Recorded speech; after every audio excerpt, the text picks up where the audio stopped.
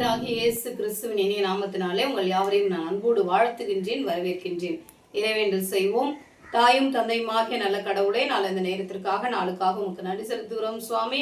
நீர் கொடுத்த படைப்புக்காக நன்றி சொல்லி ஆண்டவரே உம்மை புகழ்ந்து பாட கிருபை செய்திருடும். இவை அனைத்தும் எங்கள் மீட்பு ரட்சகரும் ஆகிய இயேசு கிறிஸ்துவின் மூலம் வேண்டிக் கொள்கிறோம் எங்கள் அன்பின் கடவுளே, ஆமென். ஆண்டவராக இயேசு கிறிஸ்துவின் இனிய நாமத்தினாலே மீண்டும் ஒரு முறை உங்களை அன்போடு வாழ்த்துகின்றேன், வரவேற்கின்றேன். இந்த திருப்பாடல் 33 கடவுளை புகழ்ந்து பாடுகின்ற ஒரு பாடலாக இருக்கிறது. குறிப்பாக படைப்பு மீட்பின் ஆண்டவரை புகழுதல், படைப்பு மீட்பின் ஆண்டவரை புகழுதல் என்று சொல்லப்பட்டிருக்கிறது.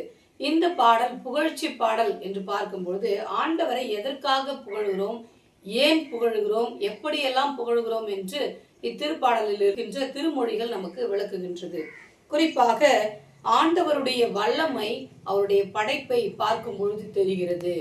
ஆண்டவருடைய அன்பு இந்த நம்மை மீட்டெடுப்பதை பார்க்கும் பொழுது புரிகிறது என்றும் இந்த பாடலிலே இஸ்ரவேல் மக்கள் ஏத்தி பாடுகின்றார்கள். ஆண்டவர் படைத்த படைப்பையும் அவரின் மீட்பின் அழகையும் அன்பையும் ஏத்தி பாடுகின்ற ஒரு பாடலாக இருக்கிறது. இந்த பாடலுடைய நிறைவு எதை சொல்லுகிறது என்றால் இயேசு கிறிஸ்துவை பற்றி சொல்வதாக நிறைவு செய்கிறது. குறிப்பாக படைப்பு மீட்பு இது இரண்டிற்குமே தலைவர் இயேசு கிறிஸ்து என்று இந்த பாடல் முடிகிறதை நாம் பார்க்க முடிகிறது. இந்த பாடலிலே 22 திருமொழிகள் அமைந்திருக்கிறது. இந்த 22 திருமொழிகளை 6 பிரிவுகளாக பிரிக்கின்றார்கள். 1 முதல் 3 வரை உள்ள திருமொழிகளை ஆண்டவரை புகழுங்கள் என்றும், 4 முதல் 9 வரை உள்ள திருமொழிகளை உலகை படைத்தார் என்றும், 10, 12 திருமொழிகள் அதை நடத்தி செல்லுகிறார் என்றும், 13 15 வரை உள்ள திருமொழிகள் அனைத்தையும் அறிகிறார் என்றும், 16 19 வரை உள்ள திருமொழிகள் வல்லமை மிக்கவராய் இருக்கிறார் ஆண்டவர் என்பதை எப்படியெல்லாம் சொல்லுகிறார்கள் என்று சொல்லப்படுகிறது.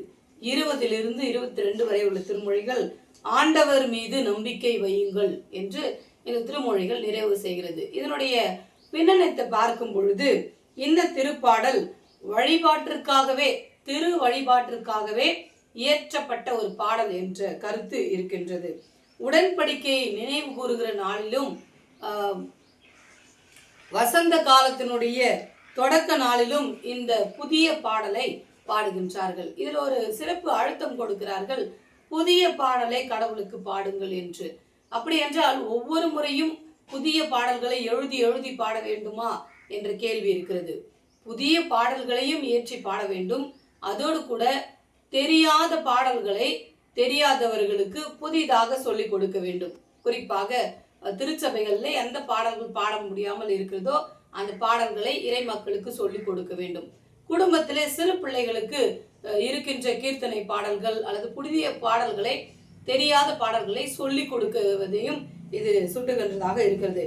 குறிப்பாக படைப்பு மீட்பு வழி நம் அனைவருக்கும், அனைத்து மக்களுக்கும் ஆண்டவர் எப்படி ஒரு பேருதவியாக இருக்கின்றார், எப்படி ஒரு பேர் அன்பை நம் மீது காட்டி இருக்கிறார் என்பது இந்த பாடலிலே தெளிவு பெறுகிறது. குறிப்பாக 3 அழுத்தங்களை பார்க்கலாம். ஆண்டவர் உலகத்தை படைத்தார், உலக மக்களை நல்வழியில் நடத்துகின்றார், அவருடைய பேரன்பின் வழி தம்மை வெளிப்படுத்துகின்றார். அவருடைய பேரன்பு எவ்வளவாய் நம் மீது இருக்கிறது என்பதை இந்த பாடல் வழியாக நாம் அறிந்து கொள்ள முடிகிறது.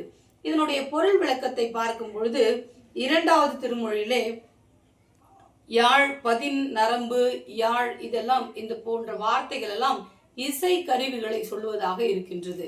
குறிப்பாக இஸ்ரவேல் மக்கள் தங்களுடைய திரு வழிபாட்டில் இசை கருவிகளை அதிகமாக பயன்படுத்தினார்கள். அப்படி இசை மீட்டி ஆண்டவரை வழிபடுவதை ஒரு சிறப்பு அம்சமாக வைத்திருந்தார்கள் என்பதற்காக இது சொல்லப்படுகிறது. 3வது திருமொழியிலே புத்தம் புது பாடல், நம்முடைய அறிமுகத்துல சொன்ன போலவே உடன்படிக்கை விழாவுக்காகவே இயற்றப்பட்ட பாடல் இது.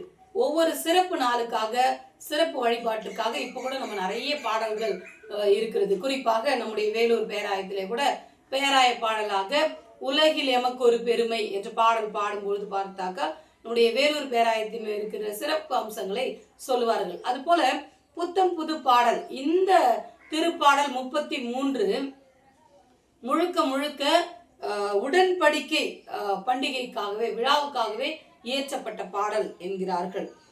இயற்கையில் உள்ள இறைவனுடைய அன்பை வெளிப்படுத்துவதாகவும் இந்த பாடல் அமைந்திருக்கிறது. 4-5 திருமொழிகளிலே நேர்மை, நீதி, பேரன்பு இவை அனைத்தும் இறைவனை சொல்லுகின்ற ஒரு வார்த்தையாக அமைந்திருக்கிறது. இறைவனுடைய இயல்பு, அவருடைய செயல்பாடு, அவரினுடைய பெயரை வெளிப்படுத்துவதாக இது அமைந்திருக்கிறது. வான்கோள்கள் என்ற வார்த்தை வானில் உள்ள கதிர்கள், நிலா, விண்மீன்கள், பிற கோள்களை குறிப்பதாக இது இருக்கின்றது. 7வது திருமொழியிலே ஒரு முக்கியமான ஒரு கருத்தை சொல்லியிருக்கிறார்கள். ஆழ்நில வரைகள் என்று சொல்லப்பட்டிருக்கிறது. இந்த வார்த்தை கிடங்குகள் என்ற பொருள் கொள்ளலாம். இதனை காற்று சேமிக்கின்ற இடம், நீர் சேமிக்கின்ற இடம் என்றெல்லாம் சொல்லுகின்றார்கள்.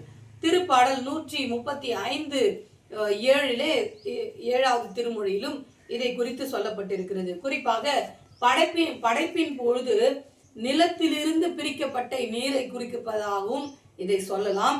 அதோடு கூட சிலர் இது பாபிலோனியர் புராணங்களில் படைப்புக்கு முன் இருந்த தியாமத்து என்ற கடல் எதிரியை குறிப்பதாகவும் இருக்கிறது என்கிறார்கள்.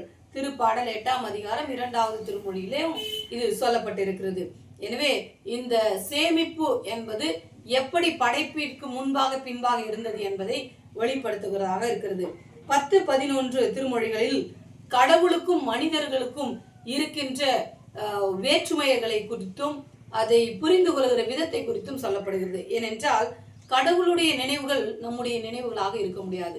அவருடைய செயல்பாடுகளை நாம் செய்ய முடியாது. மனிதர்கள் ஒரு குறிப்பிட்ட விஷயத்தை தான் செய்ய முடியும்.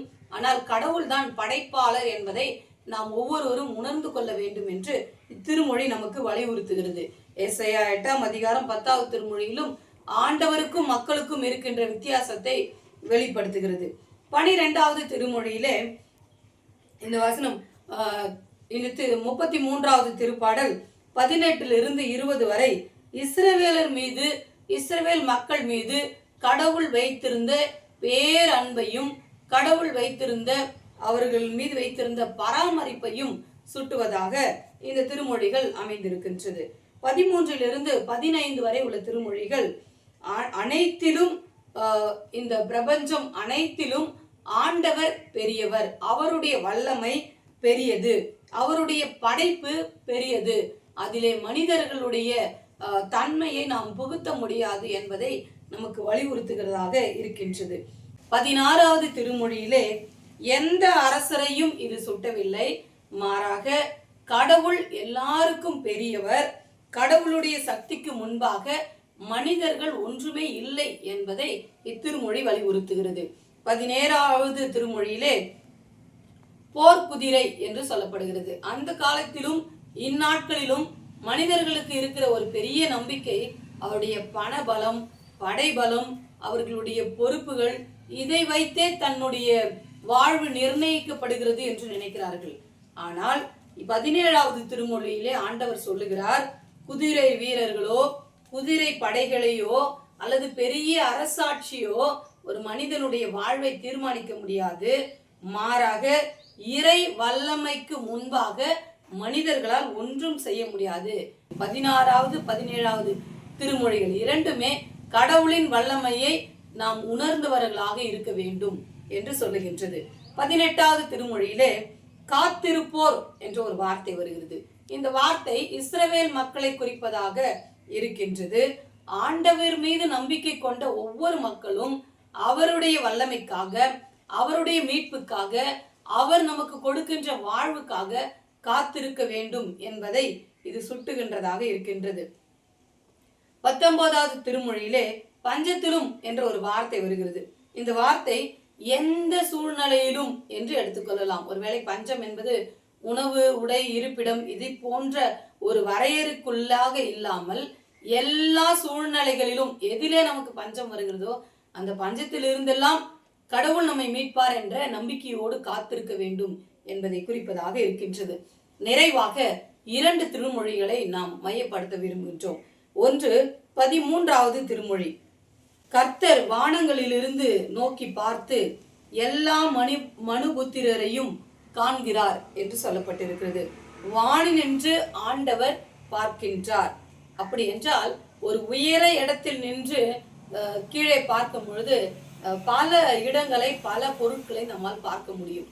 அதுபோல கடவுள் வானிலிருந்து என்றால் உயரத்திலிருந்து நம் அனைவரையும் பார்த்து கொண்டிருக்கிறார் என்பதை நம் சிந்தனையிலே வைக்க வேண்டும். எல்லா நிலைகளும், எல்லா நேரங்களிலும் ஆண்டவர் நம்மை உற்று நோக்கி கொண்டிருக்கின்றார். அதோடு 21வது திருமொழியிலே நம் உள்ளம் ஆண்டவரை நினைத்து களி கூறட்டும் என்று சொல்லப்படுகிறது. எப்பொழுதும் எல்லாவற்றிற்காகவும் கடவுளுக்கு நாம் நன்றி சொல்ல வேண்டும் என்பதை இத்திருப்பாடல் வலியுறுத்துகிறது. எனவே இந்த 33வது திருப்பாடல் முழுவதுமாக கடவுளின் படைப்பு, கடவுளின் மீட்பு, கடவுளுடைய வல்லமையை நமக்கு கற்றுக் கொடுக்கின்றதாக இருக்கிறது.